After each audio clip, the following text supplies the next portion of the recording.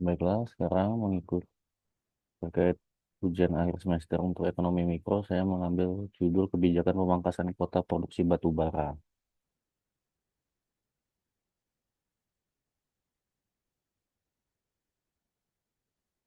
Latar belakang dari kebijakan ini adalah kuota produksi 2026, yaitu 600 juta ton, turun dari 24% dari 2025, dengan tujuan stabilisasi harga global dan dampaknya kemungkinan adalah penurunan pendapatan, PHK, gangguan kontraktor, dan penurunan PNBP.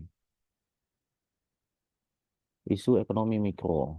Untuk isu ekonomi mikro terdapat yang muncul adalah pendapatan dan arus kas RKAB dipangkas hingga 90%.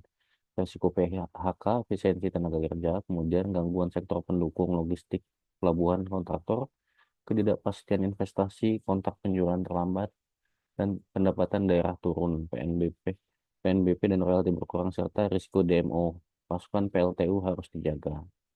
Kemudian teori produksi dan biaya. Diseconomies of scale, biaya tetap per unit naik, sedangkan biaya total produksi menurun. Biaya marginal meningkat, alat idle, efisiensi turun.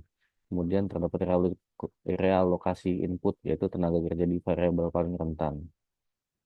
Untuk struktur pasar sendiri, terdapat supply curve bergeser ke kiri, yaitu harga naik secara teori. Kemudian produsen Indonesia sebagai price taker menjadi surplus, produsen hilang. Kemudian kompetensi non harga, lobby, dan kepatuhan lingkungan. Untuk perilaku perusahaan, kemungkinan yang terjadi adalah shutdown point, perusahaan biaya tinggi berhenti operasi. Kemudian diversifikasi investasi, alih modal ke energi terbarukan, hilirisasi dari yang sebelumnya menggunakan batu bara. Dampak ke pelaku ekonomi. Untuk dampak ke pelaku ekonomi terdiri dari tiga pihak, yaitu produsen, konsumen, dan pemerintah. Untuk produsennya, pendapatan dan profit turun. Kemudian biaya per ton naik dan dorongan hilirisasi. Untuk konsumen sendiri, pasokan domestik DMO terjamin karena produksinya tidak diperuntukkan untuk ekspor. Kemudian risiko kenaikan biaya energi dan sinyal transisi energi. Sedangkan untuk pemerintah sendiri bisa diperkirakan bahwa PNBP dan royalti akan turun, target iklim tercapai, dan konservasi cadangan batu bara, tekanan neraca perdagangan. Selanjutnya saran dan kebijakan. Untuk atas saran dan kebijakan yang bisa dapat dilakukan ialah tradable quota. Kuota bisa diperjualbelikan nih untuk mencapai efisiensi Pareto. Kemudian diferensiasi royalti, yaitu insentif hilirisasi.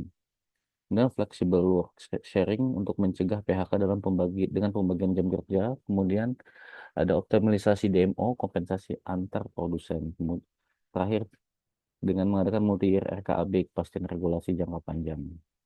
Kesimpulannya sendiri, kebijakan kota berakibat pada distorsi pasar, yaitu biaya naik, pengangguran struktural, dan surplus produsen hilang. Kemudian solusi yang bisa diambil melakukan inovasi kebijakan berbasis efisiensi mikro, hilirisasi, dan perlindungan tenaga kerja. Sekian untuk materi ini.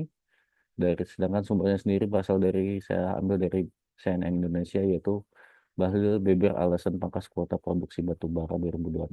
Terima kasih.